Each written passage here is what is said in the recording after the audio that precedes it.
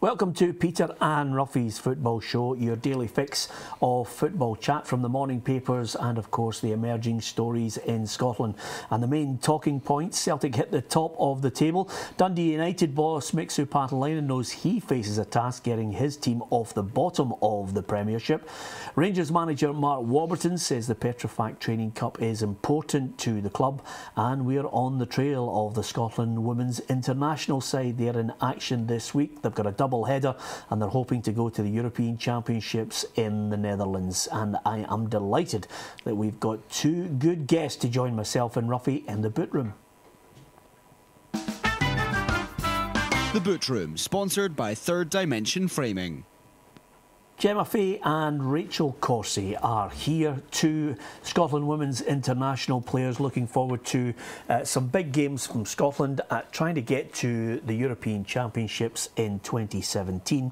And I think the big worry for Ruffy and myself, Gemma, is whether your body's going to hold out, you're going to be able to make it. You're on cap number 186, which is an amazing feat. You must be tremendously proud of it, although no doubt some people are making a joke of the fact that you're going that high. Absolutely tremendously proud of it, and if you asked me when I got my first cap way back when, can't even remember the year, I would never have thought I got this far. But the main aim for me is the team getting to a major championships. We've been to 3 playoffs in a row and we're determined not to make that 4 and qualify automatically. Yeah, you've had a good start though. I mean, it's been a good win first of all, hat-trick from Kim Little, that gets you off and running now, and this double header. You know, again, you mentioned you don't want to go into playoffs. Do you get the feeling then that in this particular group you can win it outright? I think we'd be lying if we're saying we weren't going out there to win the group. Iceland is obviously the top seed, we give them the respect that's due, but we're capable of beating Iceland and we know that.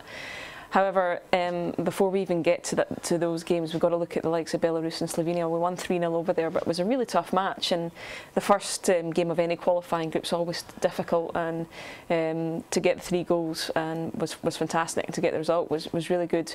The game against Belarus is going to be a tough one.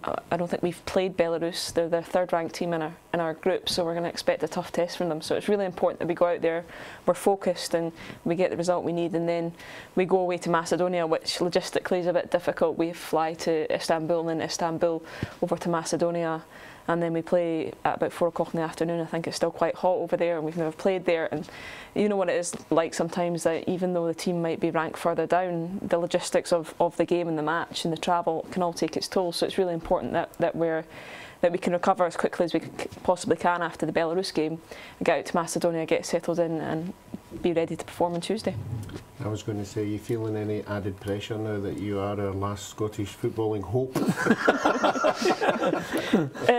No, not really. You know, we fully support the guys, and it was one hell of a group that they were in, and the unfortunate thing about that is I don't think they played particularly bad. I think the Georgia game away was the game that everybody will talk about, but if we look at the games they played against Germany, the games they played against Ireland, the games they played against Poland, I'm proud to support a team that played like that. They played with passion, and they played for each other, and they played for the country, and we hope to do the same, and I think if people come along and watch us play, that they'll see the same kind of passion, commitment and skill level that from our team. Yeah, and I'm not, believe me, Rachel's agent at this moment, but in the previous game, if you get a chance, you can go onto not only the Scottish FA website, but you can put it into YouTube, and you'll see a wonderful bit of skill from Rachel in the previous game that set Kim Little up for, I think it was the first one of her hat-trick. You know, you might call it a scoop, I call it an audacious bit of skill, Rachel. Did you mean it? I did mean it, but I don't know where it came from. With a history of playing at centre-back, it's probably not what I'm necessarily known for. But yeah, it was an important goal in that game particularly. Thought Kim might set me back up for one, but she kept the glory to herself. So. Yeah, I have this feeling that if Kim's one-on-one or even you're free, she'd never pass it to you. I mean, probably justifiably. How important is she though? I mean, she just seems to be not only, you know, a star over in America, but a star in Scotland. Yeah, she is, and she has that tag now where there's that expectation of her, and that's what she expects from herself.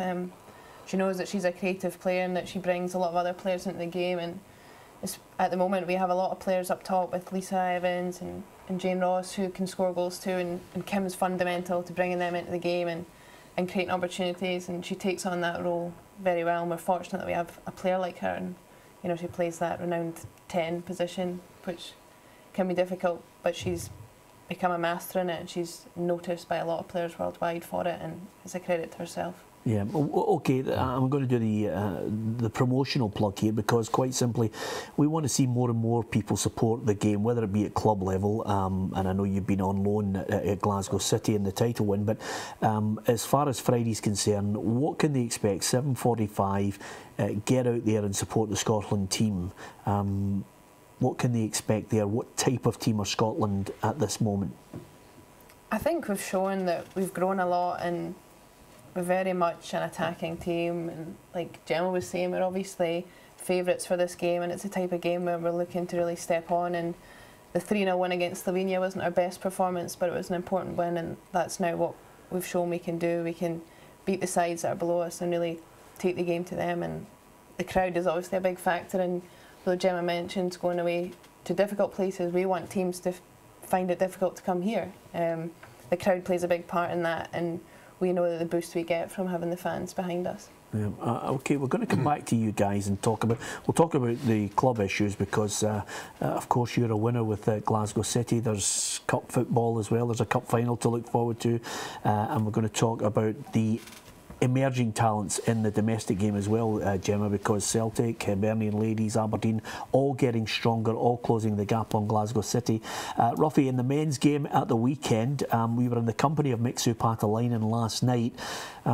It was a first defeat for him in his first game in charge, and I think he now realises he's got a job in his hands with Dundee United. Yeah, he certainly has. I don't think that there was any lack of effort. You could see the players with a new manager were trying their best. There was just up front for me was Boy Mackay was making the runs, but just obviously players coming in, not a settled side. He was making runs and nobody was reading what he was doing. But I think once the window comes, and I'm sure the owners will give them money to build and start again, because we're losing so many really good players. They're really up against it. Yeah. In contrast, at the other end of the table, Ruffy, has the bubble burst now for Aberdeen psychologically with Celtic hitting the top? Because when you looked at the game with regards to Motherwell Celtic, Sifsey gets his goal, that'll build his confidence. There's 3 or 4 players coming back from injury. Celtic look as if they're getting even stronger. Yeah, they are, but I mean, Aberdeen will be hoping that the European games, the games coming fast and furious now, might knock them off their stride a wee bit, but it's up to Aberdeen. The last 4 performances have been poor, and they really need to get back on the rails against Motherwell at the weekend. Yeah, okay, and of the other matches that we watched, I think there's been an apology from Dougie Imrie. I'm like Ruffy, I mean, if you score a goal, I like to celebrate and annoy people, and Dougie Imrie clearly liked to annoy the Dundee bench. I think there was almost a full scaler, but he's apologised for his over-exuberance after he scored the equaliser. Yeah, we've had him on the show. He loves scoring goals. He doesn't score that many, but certainly there must have been a bit of verbal going on during the game, and players being players. When you get that goal, you're down to 10 men and you've rescued a point. Sometimes you can't help yourself. Yeah, absolutely. Okay, this week we hope to catch up with more than a few players and managers on the programme. One other thing before we hit the break, we're delighted to have Gemma Fay and Rachel Corsie here. And of course, with all things Scotland in mind, Ruffy, the Scottish Football Hall of Fame. Ali MacLeod eventually gets into the Hall of Fame. There was a strong campaign. I'm part of that committee that looks at all the candidates. Worthy of his place in the Hall of Fame? For me, yeah, no doubt about it. I thought he was a tremendous guy. Took a lot of credit out of Argentina. Could have quite easily done a book, said a few things, but he didn't. He kept his dignity, and I think anybody of that era will remember, what he did for Scottish football. He just lifted the whole nation, and I think if I was to say to you, could you get 30,000 people into Hampden without seeing a football game, is something that he did. single-handedly, and it was a great time. Yeah, absolutely. It's a difficult question to answer. Can you get 30,000 into Hampden without seeing a football game? Yes, it's called AC/DC Live, Ruffy. I watched it in the summer, but I take your point, and it was a tenner to get in as well. I'm sure there'd be more than a few people paying a tenner just to wave at you guys on a bus, and some obviously wanting their money back as well, Ruffy. George Graham and Maurice Malpass also in, but I thought it was a nice touch. Professor Stuart Hillis in there in the Hall of Fame. Yeah, he was very well liked to the players. You know, he was an integral part of the whole squad, not only as the doctor side of it, but he was a great person, and the players loved him just being around the place. Yeah, absolutely. Okay, join us in the next part of the programme. We're going to talk more women's football with Gemma and Rachel, and we're also going to discuss Rangers in the Petrofac Training Cup, Falkirk and Hibs in the Championship as well, all coming up next.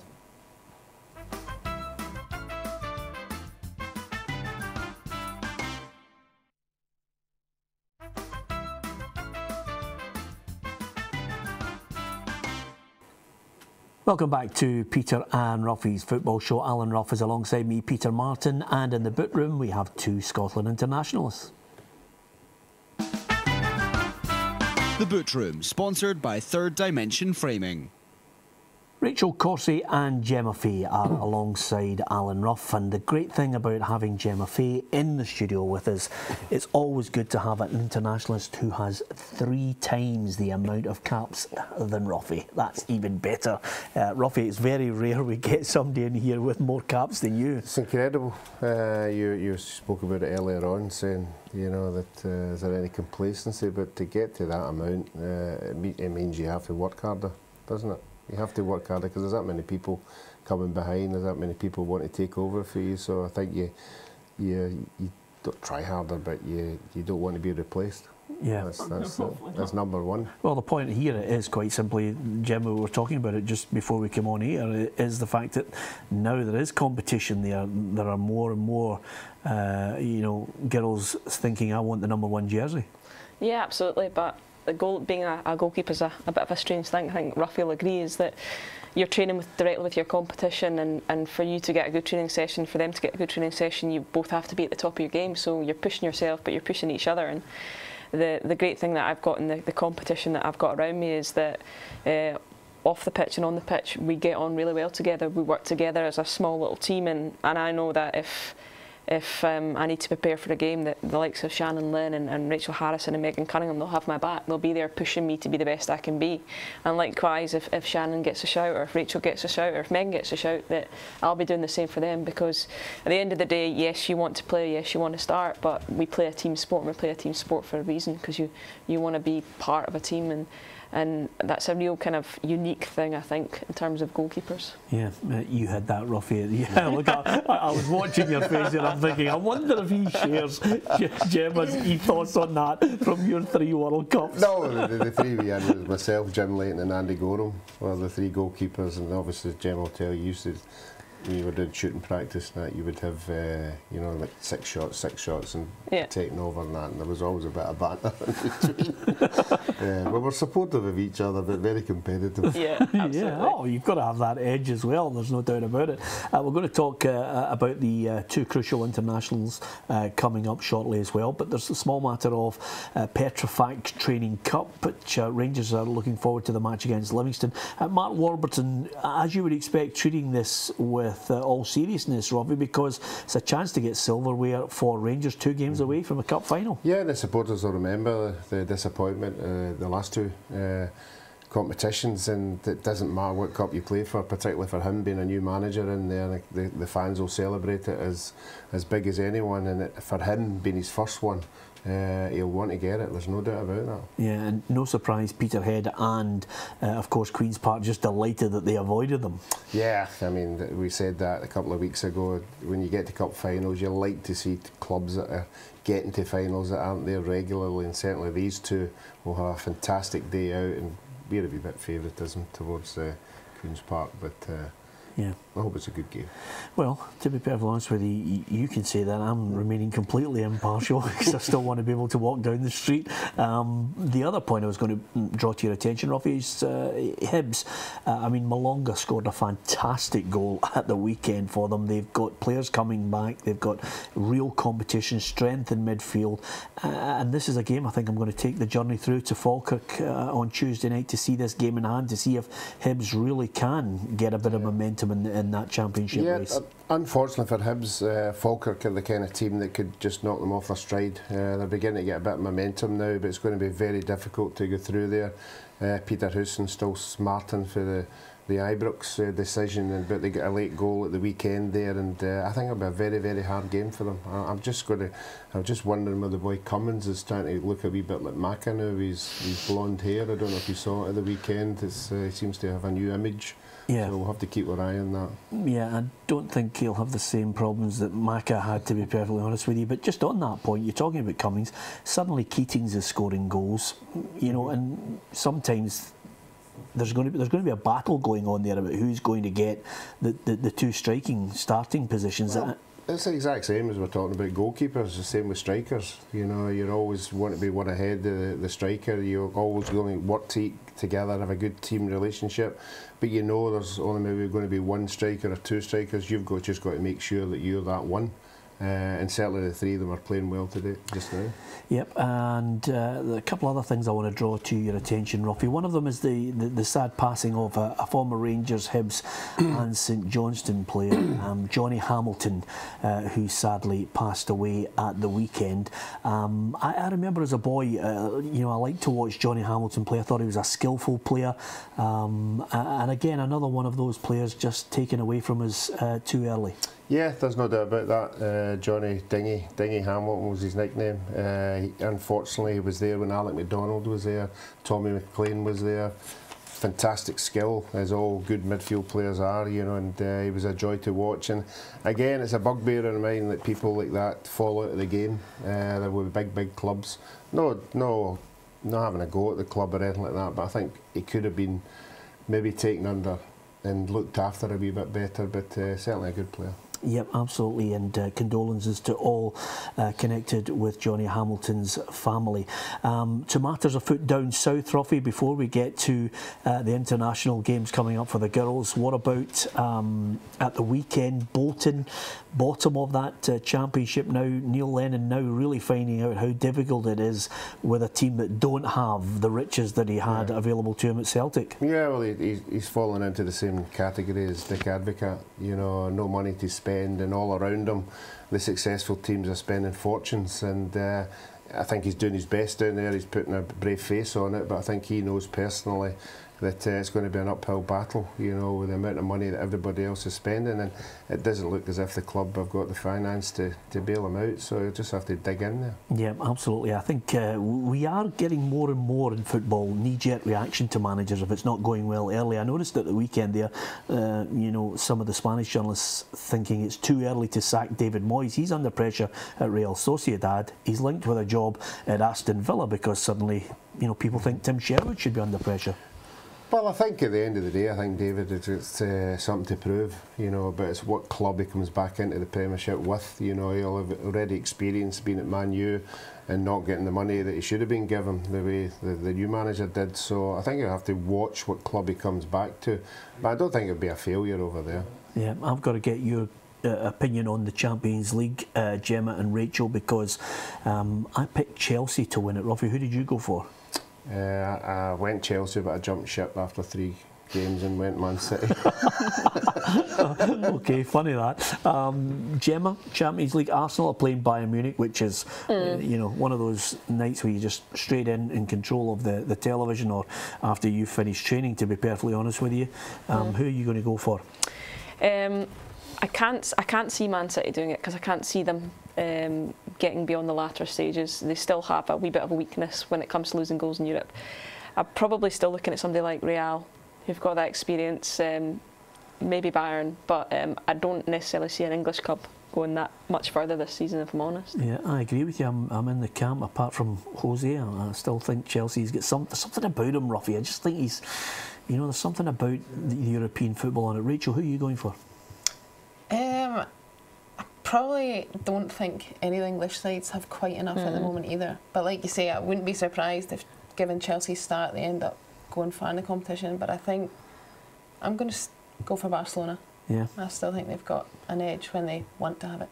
Yep, listen, I'm not going to disagree with you on that. What I am going to do is just tell you, if you get a chance Friday, get along there to see the Scotland girls play. You see a good brand of football, you see a lot of good skill as well, and of course from our point of view, hopefully we'll see winning football. Rachel, you've had it this week. I'm just wondering if your game's going to just slightly go away a bit because Glasgow City won. Was there a huge celebration? Was there an inside story that we need to know about?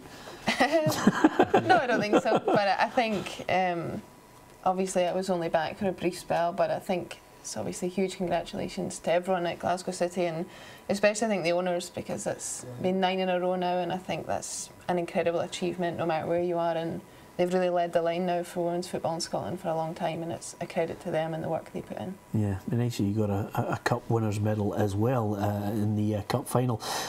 Listen, it's been great talking to you two girls. I wish you and the team the best of success. Just briefly, one question I was dying to ask you: do you wish you were doing it all over again? Do you wish you were just coming to the start of the caps now, with the way that women's game's getting better and better? Hindsight, well, yes, I would love to have been born later, but you know, I'm proud of what I've done throughout the years with the national team, and I'm proud that we've created this platform to allow others to push on, and I'm sure the future is going to be bright. Yeah, absolutely. Gemma, don't worry about wishing you were born later. Ruffy does, because he would have been a millionaire, would have been on this programme, when you think of how good a goalkeeper he was as well. Two great goalkeepers on the programme, and of course Rachel, who can play in a number of positions. Top drawer, we wish you well. From everybody here, thanks for watching.